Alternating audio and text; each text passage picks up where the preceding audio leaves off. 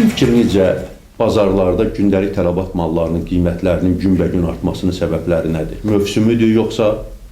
Burada kompleks səbəblər var. Mən təqribən 2 gün bundan qabaq bazarlıq etdim. Yeri gəlmişkən qeyd edim ki, 27 addan məhsul aldım. Onun 4'ü yerli istehsal idi. Onda 2 məhsul çörək idi, 2 məhsul lavaş idi. Belə demək mümkündürsə, bizim gündəlik deyək, istehlak etdiyimiz malların təqribən 70-80%-i ithal məhsullardır. Qiymət artımı hər hansı bir deyək ki, qərar qəbul edikdə və yaxud qərar səsləndirdikdə təbii bazar ona reaksiya verir. Bir neçə gün bundan qabaq gömrük rüsumlarının artırılması ilə bağlı, yəni daxili istehsalı qorunmaq baxımından bir qərar səslənib və bundan sonra avtomatik olaraq bazarda deyək ki, həmin məhsullardan kənar məhsullar belə 10%, 30% arasında bahalaşıb. Yəni bu bazarın həmin qərara, verilmiş qərara reaksiyasıdır. Qərarın düzgün və yaxud səhv olduğunu müzakirə etmək olar. Çünki siz bilirsiniz ki, daxili istehsal kifayət qədər aşağıdır. Mən bunu dəfələrlə özüm müşahidə eləmişəm ki, düzdür, bizim statistik rəqəmlərdə göstərilir ki, biz kifayət qədər özümüzü təmin edirik. Ancaq təmin etdiyimiz malların bir çoxu daxili istehsalda olsa da belə, qablaşdırılsa da Azərbaycanda ona gətirilən xam mal xaricdən gəlir. Bəzilərinin qiymətinin artımı, yəni deyək ki, məzənnə fərqindən dolayıdır. Bəzilərinin ithal adlandırdığımız ithal mafiyasının, belə deyək ki, jurnalistlərin qiymət verdiyi bu cür şirkətlərin invoiceların dəyişdirilməsi, yəni vergidən ithal vergisindən yayınmaq üçün, əlavə dəyər vergisindən yayınmaq üçün etdikləri belə maliyyə maxinasiyalarının səbəbləridir. Daxildə olan biznes dözümsüzlüyüdür və bir çox səbəblər burada müxtəlifdir. Ona görə kompleks səbəblər dedikdə mən bunları nəzərdə tuturdum. Qiymət artımı əsasən hansı mallarda müşahidə edilir? İthal mallarında yoxsa yerli istehsallarda? Demək olar ki, təbii ki, ilk növbədə reaksiya ithal mallarına, deyək ki, qiymətinin artımı ilə bağlı məzənnə fərqindənmi deyək, dollar qıtlığındanmı deyək və yaxud müxtəlif ajitajlardanmı deyək, bu baş verdikdə avtomatik olaraq yerli istehsalçılar da qiymətlərini artırırlar. Yəni, yerli istehsalçıların özlərinin axı xərcləri çoxalır və onların gəlirləri azalır. Bunu kompensasiya etmək üçün öz verdikləri xidməti, satdıkları məhsulun qiymətini artırmaqda məcburdular. Belə demək, bu zəncirvari reaksiya olur. Və nəticə itibarilə qeyd etdiyimiz qiymət artımı iqtisadiyyatın inhisarlaşmasından doğan məsələdir. Əsas səbəb rəqabətin olmamasından olan səbəbdir. Çünki ədalətli qiymət o vaxt formalaşır ki, iqtisadi nəzəriyyədə bütün bazar iştirakçıları eyni vaxtda, eyni məkanda toplaşırlar. Yəni orada malların müqayisəli həm qiymət baxımından, həm keyfiyyət baxımından mümkün olur. Əgər bazara digər iştirakçıları buraxılmırsa, deyək ki, inzibati metodlarla və yerdə deyək ki, başqa istehsalçıları daha arxasında yüksək çinli məmur duran və yaxud dövlət resurslarında cəmləşdirən müxtəlif məmurlar var. Onlar həm də sahibkarlıqla məşğuldurlar. Yəni bunu dəfələrlə siz jurnalistlər sübut etmişsiniz və bu haqda məlumatlar açıqdır. Və bu insanlar öz biznes şəriklərinə və yaxud ailə üzvlərinin şirkətlərinə daha yaxşı preferensiya yaratmaq üçün deyək ki, bu addımları atırlar. Birinin gətirdiyi məhsulu ölkəyə buraxmırlar. Digərinin daxildə istehsal etdiyini müxtəlif metodlarla ona deyək, yoxlama adı ilə müxtəlif adamlar göndərirlər və cərimələtdirirlər, sıradan çıxarırlar. Yeri gəlmişkən bunlar haqqında cənab prezident açıq olaraq cəmiyyətə mesaj verir. Bu hadisələr haqqında ictimaiyyətdən, jurnalistlərdən dəstək istəyir. Çünki siz xatirinizə salım ki, Sumqayıtda əhaliyə səsləndi, ictimaiyyətə səsləndi ki, Azərbaycan sahibkarına qarşı belə məmur özbaşınalığı Azərbaycan ölkəsinə, Azərbaycan dövlətinə xəyanətdir. Yəni məmur işə ona görə qoyulub ki, o xalqa xidmət etsin və bu cənab prezident bunlardan hamısını tələb edir. müxtəlif toplantılarda, görüşlərdə, regionlara səfərlərdə və bunları ictimaiyyət də açıqlamalıdır. Jurnalistlərin üzərinə düşən də bu məlumatları cəmiyyətə çatdırmalıdır. Yəni bu yöndə sizin həmkarların deyək ki, apardığı işi çox yüksək qiymətləndirir. Maraqlı bir təzad var. Dünən məlumatlar oxudum ki, Amerika Birləşmiş Ştatlarının daxili bazarında ilk dəfə olaraq ixal məhsulları ən aşağı səviyyə enibdir qiymətləri. Beynəlxalq olan halda Azərbaycan bazarında ixal məhsullarının artımına səbəb nədir? Yəni bu göstərir ki, xarici bazarlarda məhsulların, xüsusilə də ərzaq məhsullarının qiymətləri enməkdədir. Bəs Azərbaycan bazarında niyə qalxır? Yəni, bu dolların qalxmasından bunu izah etmək mümkün deyil. Təkcə bu dolların qalxmasının burada dolayısı səbəbləri ola bilər. Əgər orada qiymət artıbsa, yəni biz o məhsulları ixal edilirsə, təbii ki, biz də arta bilər. Amerika bazarında da artıb. Ancaq deyək ki, problem ondadır ki, xaricdə həmin mallar ucuzlaşırsa da belə, Azərbaycanda məhsullar bahalaşır. Yəni bunun kökündə duran səbəb bayaq dediyim kimi bu monopoliyadır. İnhisarçılıq problem yaradır. Çünki vətəndaş mal ixal etmək istəyir. Yerli istehsalçı, yəni yerli qablaşdırıcı şirkət deyək ki, ona müxtəlif daxili bazarı qorumaq adı ilə gömrük rüsumları tətbiq etdirir və yaxud inzibati metodlarla təsir edir. Bu bir tərəfi. İkincisi, Azərbaycanda siz bilirsiniz ki, bank sektorunun resurslarının qiyməti kifayət qədər artıb.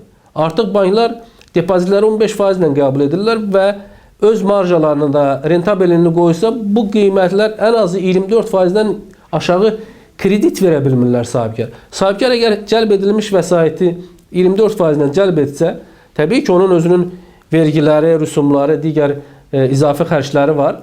Bunları toplayanda bu qiymət avtomatik olaraq ən azı 100% bahalaşacaq. Yəni belə ədədi silsilə ilə gedir. O baxımdan qiymətləri ucuzlaşdırmaq istəyən, əgər hökumət bunu istəyirsə, sahibkarların maliyyə resurslarına çıxışlarını asanlaşdırmalıdır. Sual olunur, niyə bizim vəsaitlərimiz xaricdə 1%-in altında illik olaraq saxlanılır, ancaq Azərbaycan sahibkarı həmin vəsaitdən yararlana bilmir. Yəni real istehsalçılar. Biz analiz edəndə sahibkarlığa kömək milli fondu vasitəsilə verilən resursları biz baxırıq ki, hər hansı bir holdinga 5 milyon verilib, hər hansı bir fermerə 15 min manat. Və 15 min manatla real bir iş görmək olmaz. Həmin sahibkardan da girov tələb edirlər. Yəni Azərbaycanın sahibkarlığının problemi ucuz maliyyə resurslarının olmamasındadır. Dövlət varlı dövlət kimi görünür, ancaq bizim vəsaitlər öz sahibkarlarımıza çatmır. Burada mən haşiyə çıxıram. Biraz bir qeyri-elmi sual vermək istəyirəm. Mənim bir qonşum var, çox qoca bir kişidir. Deyir ki, bazarda qiymətin enib qalxmasının parametri banandır. Bananın qiyməti bazarda enibsə də, mən bilirəm ki, qiymətlər enibdir. Bananın qiyməti niyə enmir bazarda? Bilirsiniz, uzun illər bu haqda çox məlumat yazılıb və bananın tam olaraq deyək ki, intisarda olmağını... Bananın qiymətini endirə bilmir. Bax, maraqlı sualdır. Həqiqətən maraqlı sualdır. Xalq onu barometr təbii ki, gördüklərindən, yazılandan görürlər, eşidirlər.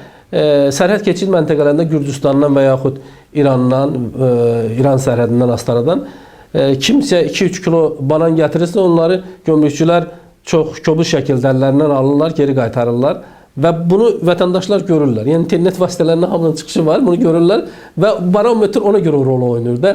Yəni müxtəlif mallar var ki, məhsullar var ki, sərhəd əslində sərhədyanı ticarəti genişləndirmək lazımdır. Əslində gömrüksüz ticarəti genişləndirmək lazımdır ki, cəmaatın imkanı olsun, ondan yararlansın. Hamı kommersiya xarakterli gətirmir ki, vətəndaşlar gedir, vəsaitləri az olduğuna görə qonşu dövlətdən ucuz, deyək ki, həftəlik bazarlığını edib gətirirlər, öz ailələrini dolandırmaq üçün. Çünki 2 dəfə devalvasiyadan sonra vətəndaşlarımızın həqiqətən də yaşam şəraiti çox pisləşir. Və artıq bizi müqayisə etməyə deyək ki, heç nəyimiz qalmayıb. Bu mənada ki, qonşu ölkələrdə qiymət artımı müşahidə edilmir. Əksinə, sosial müavinətlər artır, müəllimlərin maaşı artır. Yəni, deyək ki, elektrik və digər tariflərə, enerjinin tariflərinə qiymət düşür. Gürcüstanı misal gətirək. Və bizdə bu baş vermir. Əslində Gürcüstan vətəndaşları da büdcə gəlirlərinin 94%-ni öz vergiləri hesabına formalaşdırırlar. Bizdə bu rəqəm 40%-in aşağısındadır. Yəni bu onu göstərir ki, iqtisadiyyatı canlandırmaq üçün təbii ki, o islahatlar aparılmalıdır. Bir çoxu institusional islahatlardır, qeyd etdiyim kimi Nazirlər Kabinetinin kiçildilməsi. Çünki bizim kimi ölkəyə baş nazir və 6 dənə baş nazir müavini nəyə gərəkdir? Bunlar hansı, yəni mənim heç kəslə şəxsi qərəzliyim yoxdur. Ancaq normal ölkələrdə bir baş nazirdir, 2 baş nazirin müavini həm də nazirdirlər. Yəni nazirlər bunu elə belə deyək, ictimai əsaslarla bu funksiyanı yerinə yetirirlər. Və Nazirlər Kabinetindən bu islahatlar aparılmalıdır. Həm tərkibi, həm deyək ki, strukturu dəyişdirilməlidir. Bu baxımdan mən hesab edirəm ki, bu islahatlar o zaman dərinləşə bilər ki, hökumət özü dövlət xərclərini və idarə etmə xərclərini azaltması üçün birinci islahatlar özündən başlamalı, öz qurumlarından başlamalıdır. Regionlara verilən deyək ki, subsidiyalara bir baxmalıdır. Digər məsələlərə baxmalıdır ki, tarazlı inkişafı təmin edə bilsin. Çünki müxtəlif səbəblərdən 90-cı illərdə Ermənistanın təcavüzü ilə bağlı, deyək ki, sərhəd boyu yaşayan vətəndaşlarımızın o snayper atəşinin altından çıxıb Bakıya gəlməsi, iqtisadi miqrasiya, çünki yollar, təbii qaz yoxdur və yerdə kənd əhalisinin təqribən 50%-dən yuxarısı Bakı ətrafında məskunlaşıb. Və bu da Bakıya əlavə bir sosial təzyiq göstərir, qiymətlərin artımına və digəri. Təbii ki, bazar tələb təklif qarşıladıqda, yəni daha çox tələb var yeməyə, içməyə və bunu qarşılamaq üçün sahibkarlar deməli qiyməti artırırlar. Yəni bu analogiyadır. Referendumdan sonra İqtidar Partiyasının üzvü olduğumuz Yeni Azərbaycan Partiyasının rəhbərləri bəyan etdilər ki, referendum islahatların hüquqi və siyasi bazası deməkdir. Sizin fikrinizcə referendumdan sonra ölkədə hansı islahatlar aparılacaqdır? Daha çox hansı islahatlara ehtiyac hiss olunur? Struktur islahatlarına, idarə etmədə islahatlara, iqtisadi və maliyyə islahatlarına, bu sahədə hansı islahatlara daha çox ehtiyac duyulur? Təbii ki, bunu insanların özlərini, o fikirləri səsləndirilər, daha geniş izah edə bilərlər. Ancaq mən gördüyüm odur ki, idarə etmə islahatları çox vacib olmalıdır. Çünki hər bir rayonda bir icra hakimiyyətini, müxtəlif strukturları saxlamağa ehtiyac yoxdur. Regional idarə etməyə keçmək lazımdır. Deyək, iqtisadi regionlar üzrə 10 iqtisadi region var. Onun hərəsində bir prezidentin deyək ki, nümayəndəsi olmalıdır və rayon icra hakimiyyətinin müxtəlif funksiyaları təbii ki, yerli bələdiyyələrə verilməlidir. Və islahatlar aşağıdan yuxarı, həm də yuxarıdan aşağı getməlidir. Nazirlər Kabineti dediyim kimi kiçildilməlidir, optimallaşdırılmalıdır. Bir-birini təkrar edən qurumlar ləğv olunmalıdır. Necə ki, Sosial Müdafiə Fondunun Əmək Sosial Müdafiəsi Nazirliyinə birləşdirilməsi. Ancaq bu da yarımçıqdır. Çünki onun fiskal siyasəti yenə qalır. Yəni, vergi yığma funksiyası. Əslində, sosial sığorta haqqı anlayışına görə, iqtisadi anlayışına görə öz-özünü maliyyələşdirən bir qurum olmalıdır. Yəni, bərpa olunan vəsaitlər olmalıdır. Ancaq 10 ildən yuxarıdır ki, artan dövlət büdcəsindən artan dotasiyalar həmin büdcə, deyək ki, Sosial Müdafiə Fonduna bunun sübut edir ki, sosial sığorta anlayışı, belə pensiya fondu anlayışı bizdə işləmədi. Yəni, bunu təkmilləşdirmək lazımdır və onun vergi yığma funksiyasını, əslində o sığorta haqqını Vergilər Nazirliyinə vermək lazımdır. Bu daha təkmilləşər. Yəni, bu qurumların hərəsinin bir bölgədə bir böyük idarələri, çünki informasiya texnologiyalar əsridir. Yəni, heç kəs maliyyə şöbələri, deyək ki, niyə bölgələrdə vergilər idarələri yaranıb, bölgələr üzrə? Buna uyğun da təbii ki, maliyyə idarələri olmalıdır. Ki, icra hakimiyyəti orqanlarının maliyyə şöbələrinə təsiri azalsın. Təhsil şöbələri ləğv olunmalıdır, regional, yəni müxtəlif sərəncamlar olur. Başa düşüləmdir. Ancaq axıra qədər deyil. Bu ölkədə qiymətlərin enməsinə səbəb ola bilərmi? O biri tərəfdə də bu işsizliyi artıracaqdır. Siz təsəvvür edin ki, 20 min, 30 min deyək ki, bürokratın marağını daha üstün tuturuq, onda sizin məntiqlə nəinki milyonlarla vətəndaşımızın. O insanların, təbii ki, biz demirik ki, onun hamısını işsiz ordusuna qoşaq. Yəni, struktur dəyişdir, baş idarələr olmur. aparatdır, köməkçidir, şoferdir, maşındır, təchizatdır. Bunun dövlət xərcləridir. Kommunal xidmətlərdir. Bunlar azalır. Yəni dövlətin idarə etmə xərcləri azalır. Dəfələrlə azalır. Yəni bunu azaltmalı, bu binalar təmir olunmasıdır, hər il buna vəsait ayrılır. Yəni biz məmura görə deyək ki, dövlətin xərclərini şişirtməməliyik. Bu məmurun başqa işlə məşğul olmağa alternativ ona yer təklif olunacaq təbii ki. O sıravi işçilərin heç birinə toxunulmayacaq. Burada gedir rəhbər, yəni qərar verən müxtəlif adamların da deyək ki, o mane olan adamlar, dırnaq arası. Bilirsiniz, 2 dənə fəhlə işləyir, fəhlənin başının üstündə 10 dənə inzibatçı var. Yəni bunlar aradan qalxmalı. Eyni zamanda bayaqlar qeyd etdim. Bizdə iqtisadi fəal 4 milyon 800 mindən yaxın vətəndaşdır. Ancaq onun cəmi 1 milyon yarımı muzlu işçidir. Yəni əmək müqaviləsinə uyğun vergi ödəyirlər. Üstə gəlmirik. Elə 2 milyon 300 min təqribən sosial müdafiə fonduna qeydiyyata düşənlər var. Sosial sığorta ödəyir. Onun da əksər hissəsi kəndlilərdir, hansı ki çox cüzi, yəni pay torpaqlar olan çox cüzi vəsait ödəyirlər. Belə olan halda təbii ki, ham işləmiş olsa, klassik anlayışda, yəni təqribən 2 milyondan yuxarı vətəndaşımız hardasa çalışır. Ancaq nə sosial sığorta haqqı ödəyir, nə vergi ödəyir. Əgər bunlar işləmiş olsaydı, sosial sığorta haqqı ödənmiş olsaydı, inandırım dövlətin subsidiyasız bizim təqaüdçülərə ən az 350 manat vermə imkanı var idi. Yəni bugünkü durumda. Yəni dövlət büdcəsindən subsidiya almamış. Ancaq dövlət büdcəsindən subsidiya 1 milyarddan yuxarıdır. Dövlət Müdafiə Fonduna. O baxımdan bu islahatlar aparılmalıdır. Vətəndaş maraqlı olmalıdır ki, gördüyü işi, çünki bu islahat Gürcüstanda olub. 25% plus 14% gəlir vergisini əvəzləyiblər 20% sosial vergi ilə və heç kəs ikili mühasibətlə məşğul olmur. Heç kəs maaşını gizlətmir. Ancaq bizdə maaş gizlədən əsas olaraq təbii dövlət qurumları idi.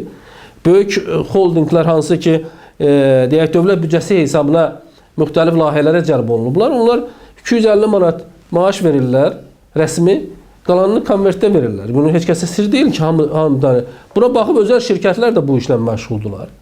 Belə demək mümkünsə, kölgə iqtisadiyyatı bizdə azalmaqdan artmaq istiqamətində gedir. Ona görə də kölgə iqtisadiyyatını təşviq edici metodlarla aradan qaldırmaq olar. Vergi islahatları olmalıdır. Dediyim kimi bu sahədə əmək haqqından tutulan vergilər istiqamətində və insarlaşma tam aradan qaldırılmalıdır. Məmur sahibkarlığı olmamalıdır. Məmura normal maaş verilməlidir, yaxşı yüksək maaş verilməlidir. Onun tələbkarlığı enməsinə səbəb ola bilər. Təbii 100%. Yəni qiymətin enməyinə yeganə səbəb mal bolluğudur, istehsal bolluğudur, xidmət bolluğudur. Bu da rəqabətə gətirib çıxardar. Bu da bazar iştirakçılarının çoxluğu olan zamanda çıxa bilər. Bu zaman məhdudiyyətlər olmayan vaxt ola bilər. Yəni bizim qiymətlərin azalması, istehlak qiymətlərinin ancaq və ancaq rəqabətdən keçir. Amma bununla yanaşı daşınmaz əmlak bazarında və digər xidmətlərdə də ölkədə qiymətlər enməkdə davam edir. Buna səbəb nədir? Bu elə bizim əvvəlki sualımızın bir davamıdır.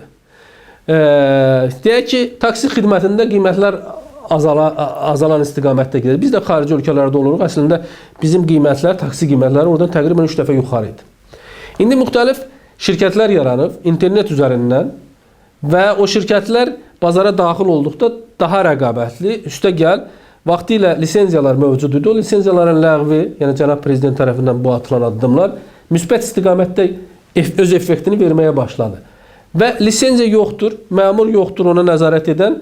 Vətəndaş qoşulur öz smartfonunla və avtomobilinlə o xidmətlərə. İşə gedəndə, işdən qayıdanda kimisə götürür, aparır. Və bu vergidən yayınma da halları da baş verir. O patentini alacaq, vergisini ödəyəcək və davamlı olacaq. Yəni bu taksi xidmətində belə. Deyək ki, rəqabət var, rəqabət artır, bazar iştirakçıları çoxalır. Deməli, həm xidmət yaxşılaşacaq vətəndaş üçün, həm də qiymət optimallaşacaq. Daşınmaz əmlak bazarında əvvəllər bizdə yəni investisiya layihələri daha çox idi. Dövlət büdcəsindən ayrılmalar daha çox idi və oradan deyək ki, müxtəlif şirkətlərin mənimsədikləri vəsaitlər daşınmaz əmlak bazarına yönəlirdi və torpaqların və daşınmaz əmlakın, evlərin qiyməti çox yüksək idi. Təbii, bu sonuncu iqtisadi böhrandan sonra bu normallaşmağa başladı. Yəni bazar öz yerini tutmağa başladı. Əslində yenə də bahadır. Düzdür, əvvəlki dollar ekvivalentində astronomik idi. İndi biraz normallaşır. Bu da yenə də gəlir müxtəlif şirkətlərin bazarda, tikinti şirkətlərinin, məhdud insanların bu sahədə çalışması, məhdud bazarın olması, yəni məhdud o baxımdan inhisarçıların olması və hər kəs o işlə məşğul ola bilmirdi. O baxımdan bu bazarda da mən hesab edirəm ki, optimallaşma gedəcək. Yeri gəlmişkən onu qeyd edim ki, necə proqnozlaşdırırsınız? Qiymətlər bundan sonra artacaq yoxsa azalacaq? Bu hökumətin apardığı siyasətdən asılı olacaq. Çünki bank sektorunda qiymətlərin, kredit resurslarının qiyməti artır. Çünki depozitlər yüksək faizlə qəbul olunur, manatı olan depozitlər və bu avtomatik olaraq Azərbaycanda istehsal olunan və bank resurslarından istifadə olunan sahibkarların istehsal etdiyi malların maya dəyərini artıracaq. Ona görə bir müddət bu artım davam edəcək.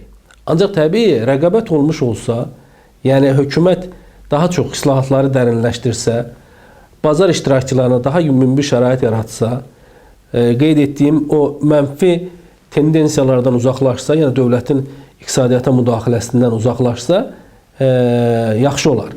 Və qeyd edim ki, bu təkcə deyək ki, sahibkarların dəstəyindən keçmir. Həm də müxtəlif hüquqi, siyasi, inzibati, idarəetmə islahatlarından keçir. Bunların hamısı olsa, mən güman edirəm ki, bu qışı biz çətinliklə keçirsək də, yəni gələcəkdə stabilləşə bilər. Yəni, amma bununla yanaşı dövlət büdcəsi siz dediyinizi demir. Dövlət büdcəsində azalmalar var və kifayət qədər ciddidir.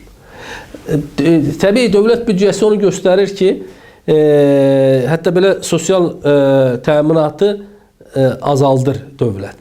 Düzdür, bunun bir çox institusional əsasları var ki, başqa bir layihələri, yəni özünə dəstək layihələri, asan xidmətdə abad deyək, qurumunun yaradılması və ailə biznesinə dəstək institutları yaradılır və dövlətin yükünü əslində sahibkarlar çəkməlidir, vergi ödəyiciləri çəkməlidir. Vergi ödəyicilərinə dözümlü yanaşmaq lazımdır.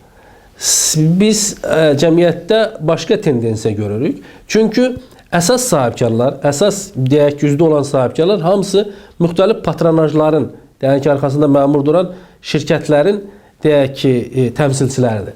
Onlara da sadə vətəndaş etibar etmir, inanmır. Ona görə geniş kütləni, geniş sahibkarlığa cəlb etmək, regionlara qayıdışı stimullaşdırmaq, inzibati yolla yox, yenə dedim, təşviq metodlarından və qeyd etdiyim kimi o 50%-dən yuxarı kənd əhalisinin aqrar sahədə məşğul ola biləcək insanların geri qaytarılmasını stimullaşdırmaq lazımdır ki, onlar mal bolluğu yarasın. Heç olmasa ailə təsərrüfatlarını zəruri mallarla, məhsullarla, kənd təsərrüfatı məhsullarla təmin edə bilsinlər. Artıqlarını da bazara çıxarsınlar. Plus üstə gəl, dövlət də bura təşviq edir. Düzdür, bəzi müvəqqəti mən xarakterli siyasət adlandırıram onu. O, deyək ki, təchizatı şirkətlərin dövlət tərəfindən yaradılmasını. Bunun bazar iştirakçıları özləri müəyyən etməlidir. Biznes şəbəkəsi müəyyən etməlidir. Sadəcə bunlara dəstək vermək, dövlət dəstəyi vermək lazımdır ki, ancaq son zamanlar gördüyüm bir mənfi məsələ də odur ki, dövlətin büdcə hesabına daha çox belə qurumların yaradılması bazara, deyək ki, bazar iqtisadiyyatına mənfi təsir edir. Bazar iqtisadiyyatdan kənarlaşmaqdır bu. Çox sağ olun, gəldiyinizə görə təşəkkür edirəm. Təşəkkürlər, sağ olun. Çox sağ olun.